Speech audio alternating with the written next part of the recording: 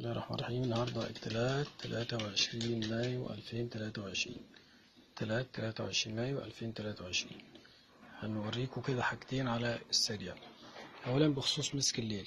مسك الليل في ناس كتيرة بتقول المسك ما بيظهرش عشان انت بتقص البراعم الطرفية، خلاص اهي، اللي هي مسؤولة عن الخصوبة وهي اللي هتظهر. ادي الزهرة بتاعت مسك الليل اهي.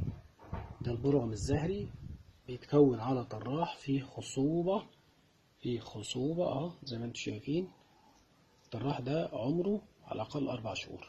بيجي الجنايني بيروح يقصصهولك من هنا، يبقى هو كده حرمك من إن الطراح ده يظهر عندك. لازم نخلي بالنا يا إخوانا كده سريعا إن مسك الليل ليه وقت معين في التقليم. ما نقعدش نقصقص فيه عمال على بطال، عشان خاطر نستفيد بالخصوبة بتاعة الطراح الزهري ده اللي هو بيكون الأزهار زي ما انتم شايفين اهي. يعني الأزهار دي هي اللي هتظهر الفترة اللي جاية.